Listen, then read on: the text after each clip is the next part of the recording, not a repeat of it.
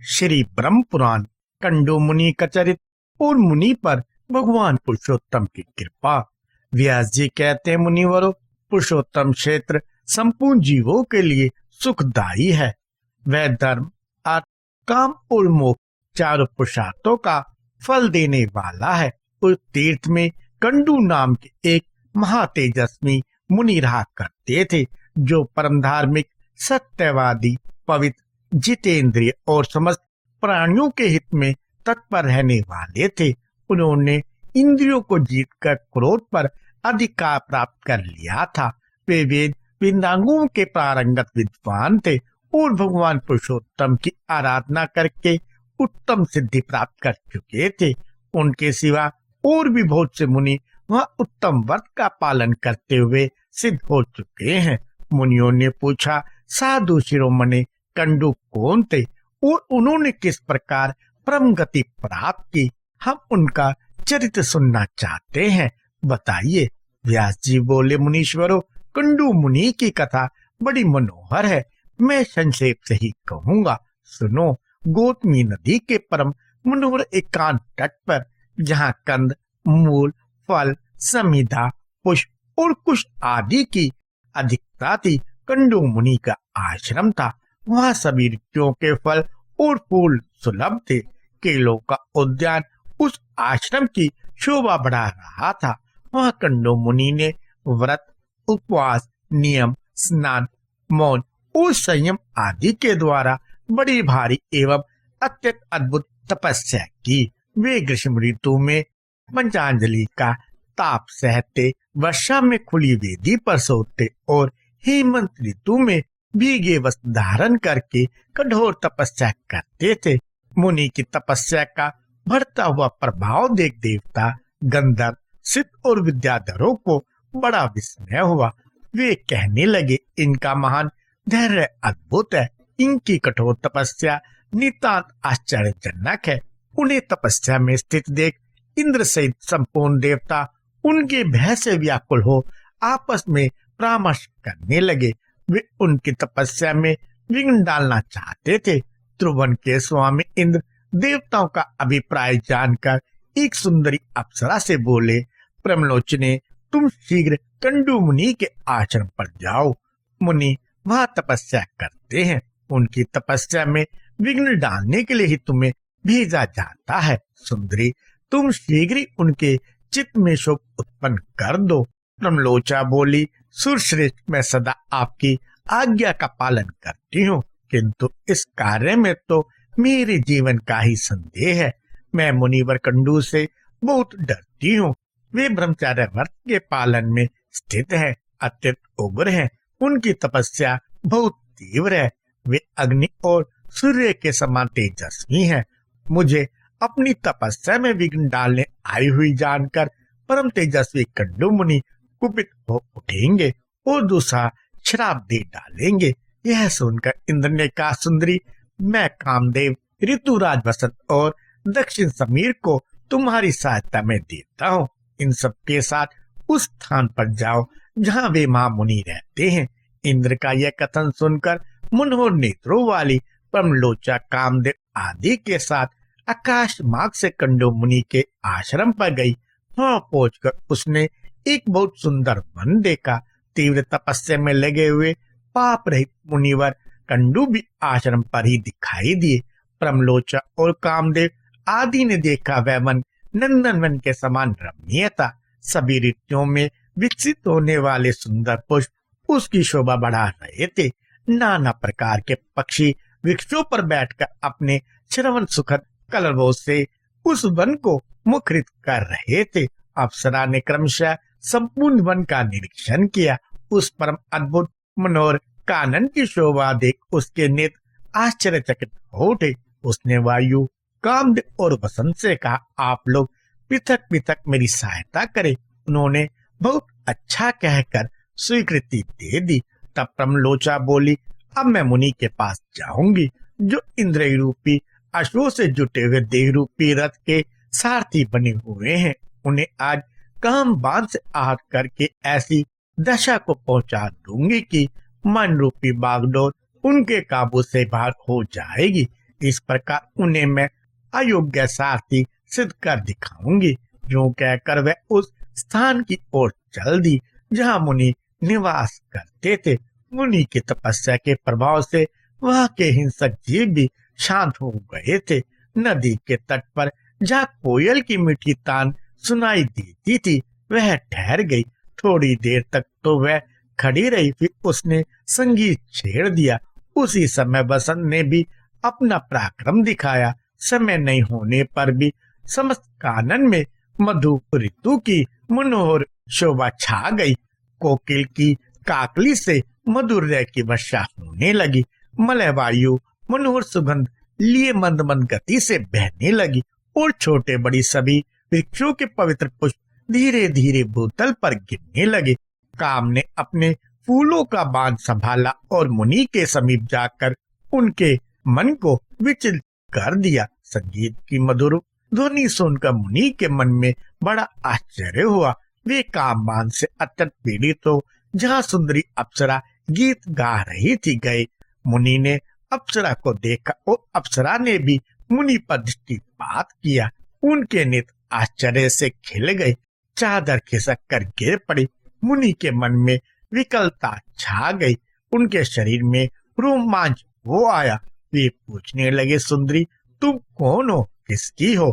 तुम्हारी मुस्कान बड़ी मनोहर है। सुब्रो, तुम मेरे मन को मोह लेती हो। सुमध में अपना सच्चा परिचय दो। प्रमलोचना बोली, मैं आपकी सेविका हूँ और फूल लेने के लिए यहाँ आई हूँ।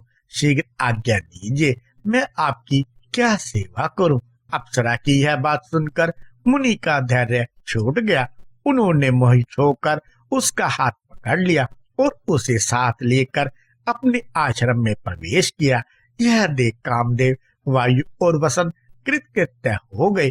जैसे आए थे उसी प्रकार स्वर्ग को लौट गए।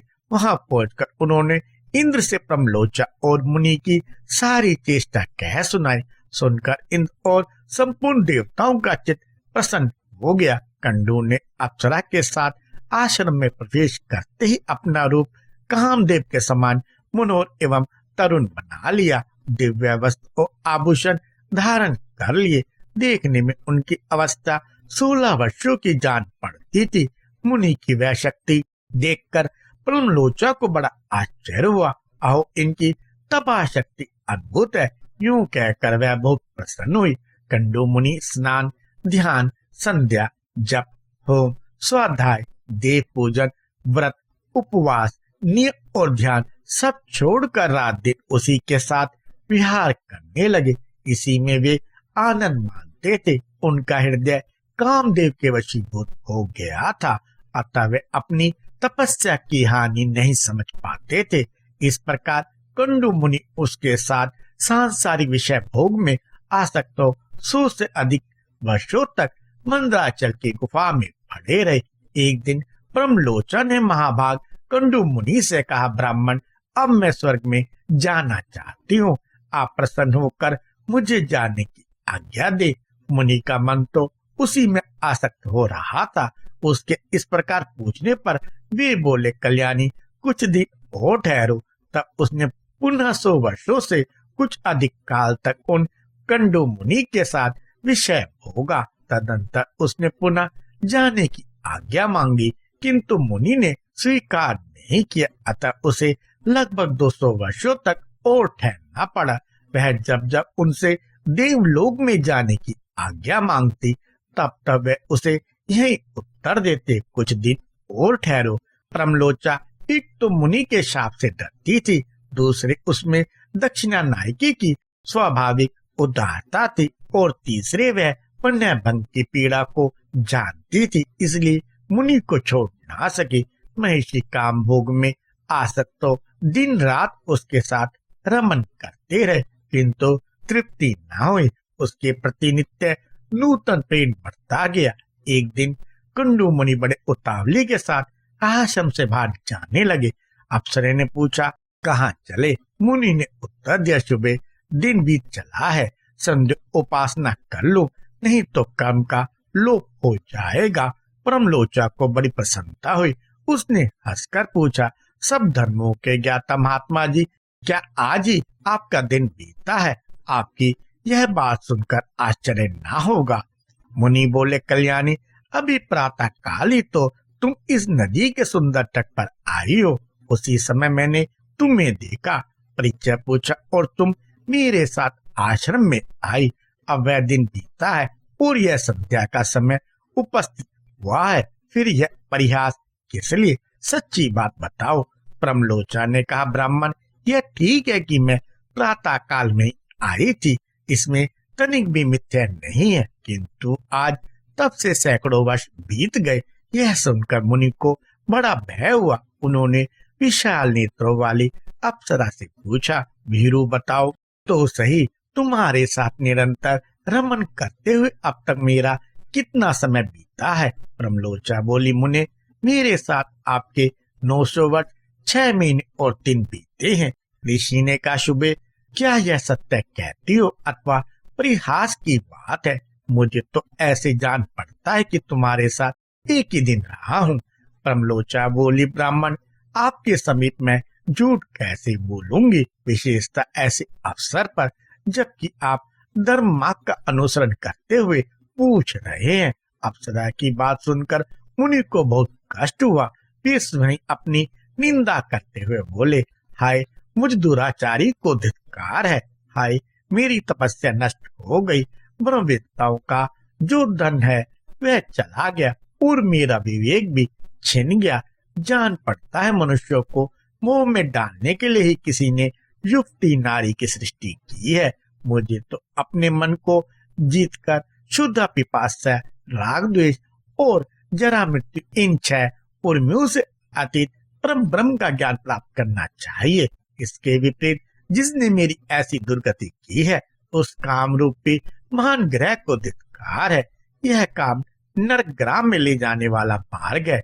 इसने आज मेरे संपूर्ण वेदों के स्वाध्याय, व्रत और समस्त साधनों पर पानी फेर दिया। इस प्रकार से अपनी निंदा करके वे धर्म के ज्ञाता मुनि पास ही बैठी हुई उस अप्सरा से बोले, पापनी, तेरी जा इच्छा हो चले जा।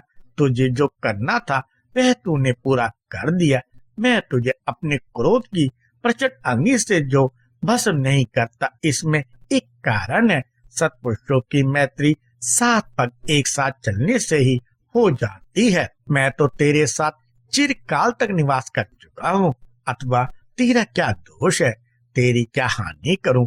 सारा दोष तो मेरा ही है, क्योंकि मैं ही ऐसा अजितेंद्रिय निकला। तू तो इंद्र का प्रिय करने के लिए आई थी और मेरी तपस्या का सत्यानाश कर चुकी। अपने कटाक्ष के महामनोरमय मंत्रों से तूने मुझे घृणित बना दिया। अरे अब जा जा, चली जा। इस प्रकार मुनिवर कंडू ने जब क्रोध पूर्वक उसे फटकारा, तब वह कांपती हुई आश्रम से बाहर निकली और आकाश मार्ग से जाने लगी। उसके अंग अंग से पसीने की बूंदें निकल रही थी और वह वृक्षों के पल्लवों से उन्हें पोंछती जाती थी। ऋषि ने उसके उदर में जो गर्भ स्थापित किया था वह पसीने के रूप में ही बाहर निकल गया। वृक्षों ने उन स्वेद बिंदु को ग्रहण किया और वायु ने इन सबको एकत्रित करके एक गर्भ का रूप दिया। फिर चंद्रमा ने अपनी अमृतमय किरणों से उस गर्भ को धीरे धीरे पुष्ट किया।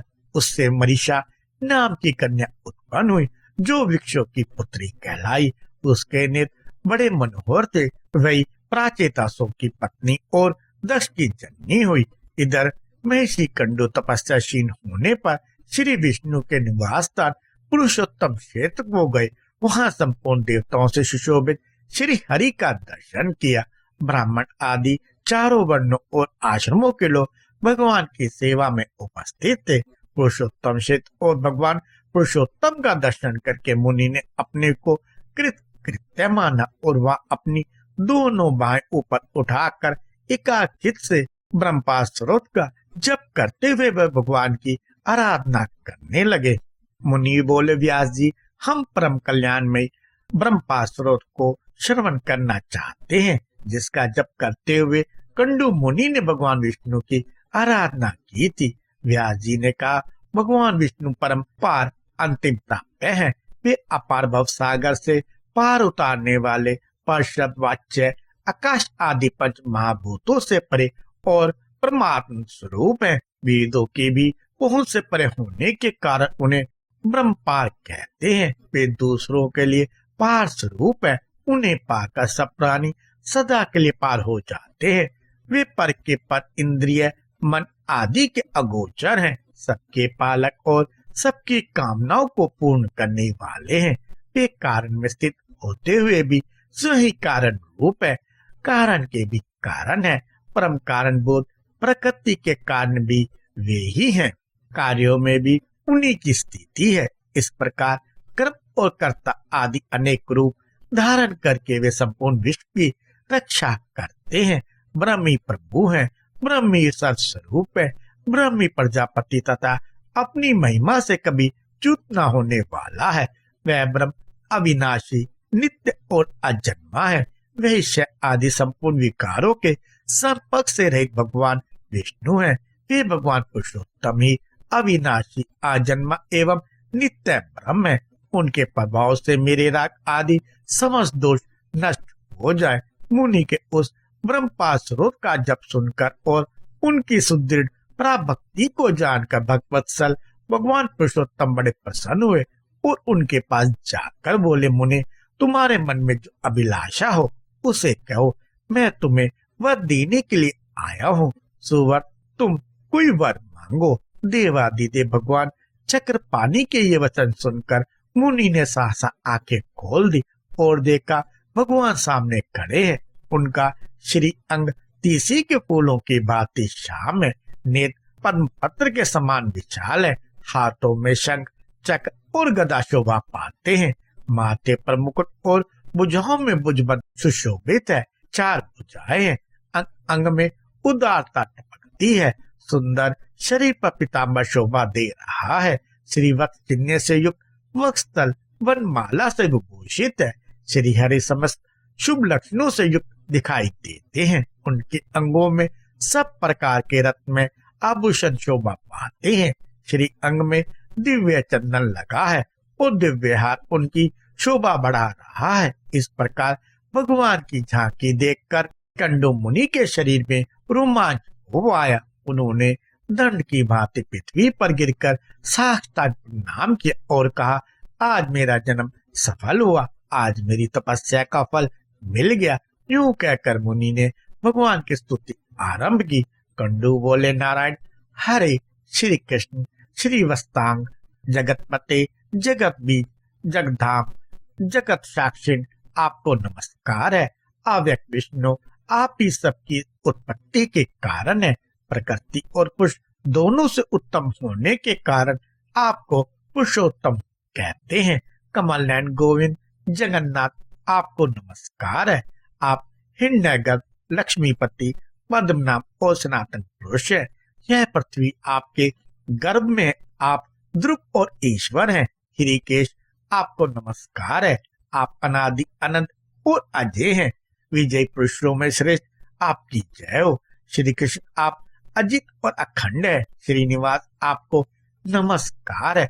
आप ही बादल और धूम वर्षा और गर्मी करने वाले हैं। आपका पार पाना कठिन है। आप बड़ी कठिनाई से प्राप्त होते हैं। दुख और पीड़ा का नाश करने वाले हरे, जल में शयन करने वाले नारायण, आपको नमस्कार है। अव्यक्त परमेश्वर, आप संपूर्ण भूतों के पालक और ईश्वर हैं। भौतिक तत्वों से आप कभी शुद्ध होने वाले नहीं हैं। संपूर्ण प्राणी आप में ही निवास करते हैं। आप सब भूतों के आत्मा हैं। संपूर्ण भूत आपके घर में स्थित हैं। आपको नमस्कार है। आप यज्ञ, यजवा, यज्ञधर, यज्ञदाता और अभय देने वाले हैं। यज्ञ आपके गर्भ में स्थित है। आपका श्री अंग स्वर्ण के समान कांतिमान है। कृष्णिगभ, आपको नमस्कार है। आप क्षेत्रज्ञ, क्षेत्रपालक, क्षेत्री, क्षेत्रहंता, क्षेत्रकर्ता, जितेंद्रिय, क्षेत्रात्मा, क्षेत्रारहित और क्षेत्र के सृष्टा है। आपको नमस्कार है। गुणालय, गुणावास, गुणाश्रय, गुणावह, गुण भोक्ता, गुणाराम और गुण त्यागी, ये सब आपके ही नाम है। आपको नमस्कार है। आप ही श्री विष्णु हैं, आप ही श्री हरि और चक्री कहलाते हैं। आप ही श्री विष्णु और आप ही जनार्दन हैं। आप ही वस्ताकार कहे गए हैं। भूत, भविष्य और वर्तमान के प्रभु भी आप ही हैं। आप भूतों के उत्पादक और अव्यक्त हैं। सबकी उत्पत्ति के कारण होने से आप भव कहलाते हैं। आप संपूर्ण प्राणियों के भक्षण पोषण करने वाले हैं।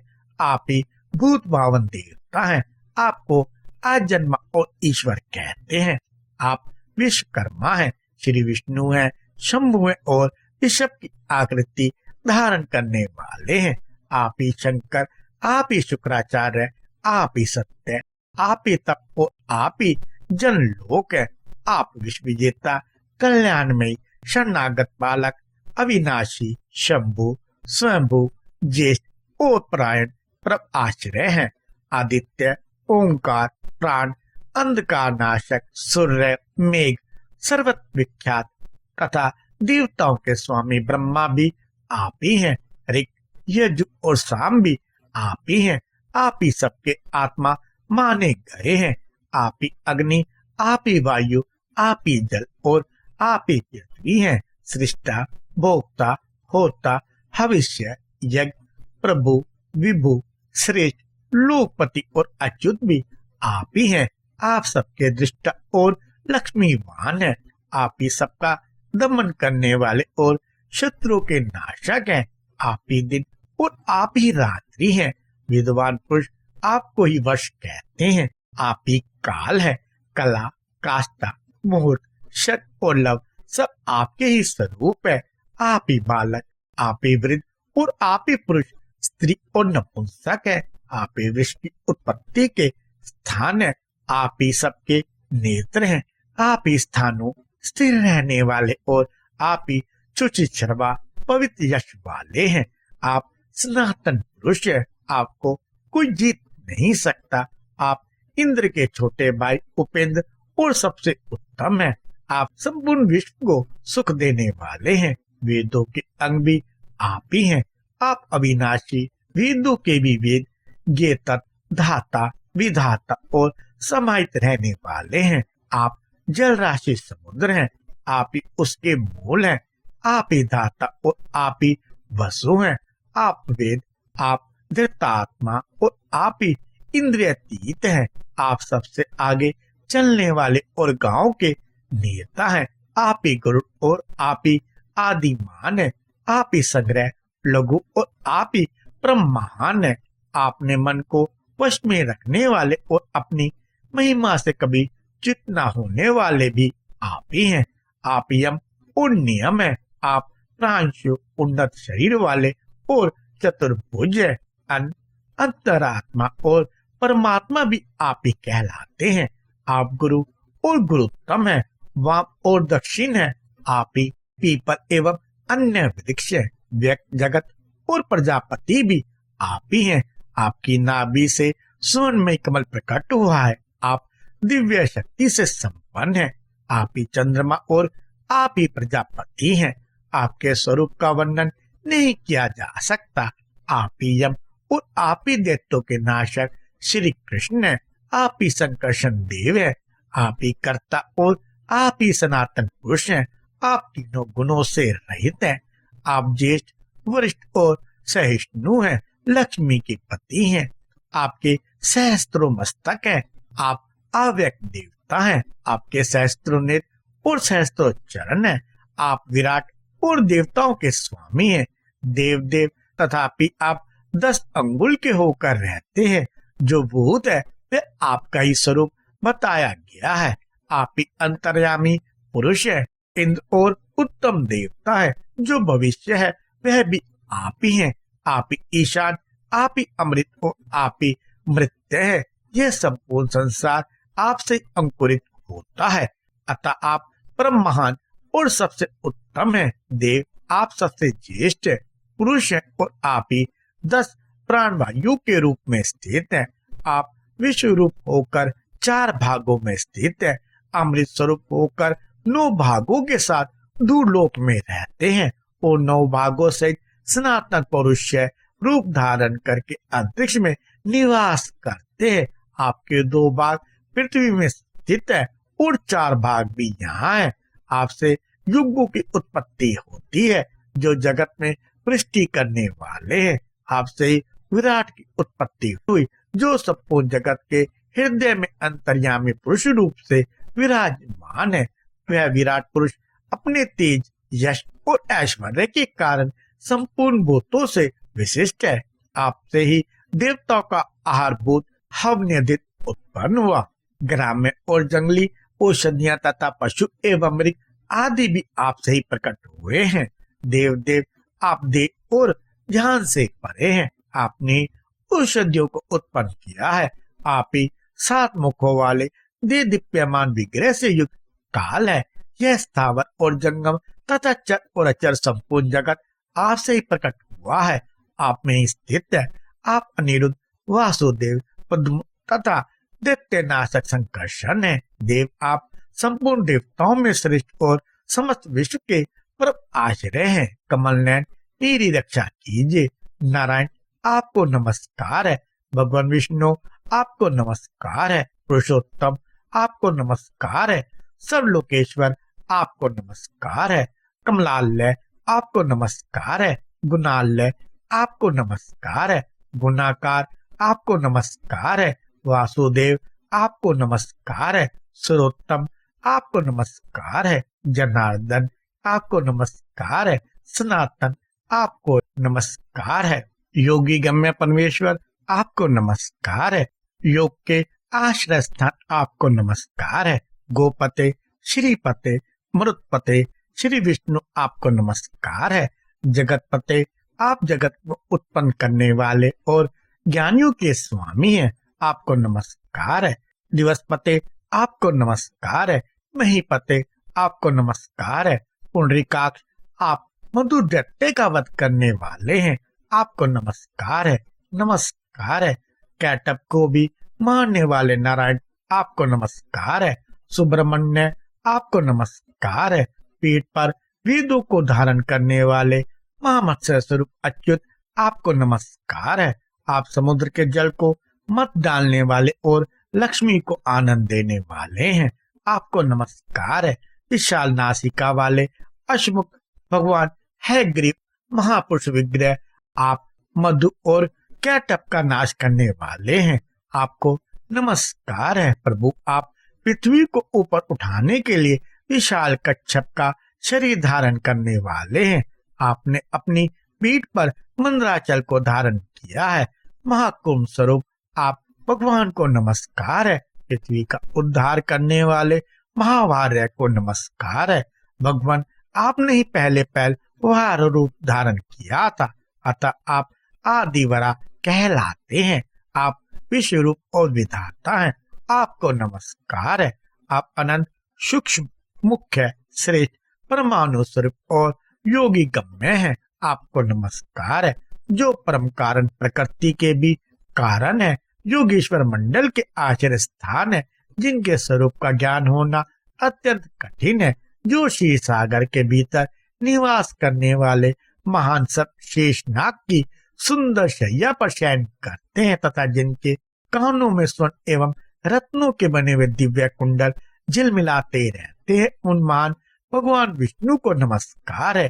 कंडू मुनि के इस प्रकार स्तुति करने पर भगवान विष्णु ने प्रसन्न होकर कहा, मुनि श्रेष्ठ, तुम मुझसे जो कुछ भी पाना चाहते हो उसे शीघ्र कहो। कंडू बोले, जगन्नाथ, यह संसार अत्यंत दुस्तर और रोमांचकारी है। इसमें दुखों की अधिकता है। यह अनित्य और केले के पत्तों की भांति सारहीन है। इसमें ना कहीं आश्रय है न अवलंब। यह जल के बुलबुलों की भांति चंचल है। इसमें सब प्रकार के उपद्रव भरे हुए हैं। यह दुस्तर होने के साथ ही अत्यंत भयानक है। मैं आपकी माया से मोहित होकर चिरकाल से इस संसार में भटक रहा हूँ, किंतु कहीं भी शांति नहीं पाता। मेरा मन विश्व से आसक्त है। देवेश, इस संसार के भय से पीड़ित होकर आज मैं आपकी शरण आया हूँ। श्री कृष्ण, आप इस भवसागर से मेरा उद्धार कीजिए। सुरेश्वर, मैं आपकी कृपा से आपके ही सनातन परम पद को प्राप्त करना चाहता हूँ, जहाँ जाने से फिर इस संसार में नहीं आना पड़ता। श्री भगवान बोले, मुनि श्रेष्ठ, तुम मेरे भक्त हो, सदा मेरी आराधना करते रहो, तुम्हें मेरे प्रसाद से अभिष्ट मोक्ष पद की प्राप्ति होगी। विप्रवर, मेरे भक्त क्षत्रिय, वैश्य, स्त्री, शुद्ध तथा अंत्यज भी परम सिद्धि को प्राप्त होते हैं। फिर तुम जैसे तपोनिष्ठ ब्राह्मण की तो बात ही क्या है। चांडाल भी यदि उत्तम श्रद्धा से युक्त एवं मेरा भक्त हो तो उसे अभिष्ट सिद्धि प्राप्त होती है। फिर औरों की तो चर्चा ही क्या है। व्यास जी कहते, यूं कहकर भक्त वत्सल भगवान विष्णु वहीं अंतर्ध्यान हो गए। उनके चले जाने पर मुनिवर कंडू बहुत प्रसन्न हुए और समस्त कामनाओं का त्याग करके स्वचित हो गए। समस्त इंद्रियों को वश में करके ममता और अहंकार से रहित तो एकाग्रचित से भगवान पुरुषोत्तम का ध्यान करने लगे। भगवान के निर्लेप, निर्गुण, शांत और सन्मार्ग स्वरूप का चिंतन करते हुए उन्होंने दुर्लभ मोक्ष प्राप्त कर लिया। जो महात्मा कंडू की कथा को पढ़ता अथवा सुनता है वह सब पापों से मुक्त हो स्वर्ग लोक में जाता है। मुनिवरों, इस प्रकार मैंने इस कर्म भूमि तथा मोक्षदायक पुरुषोत्तम क्षेत्र का वर्णन किया, जहाँ साक्षात भगवान पुरुषोत्तम निवास करते हैं।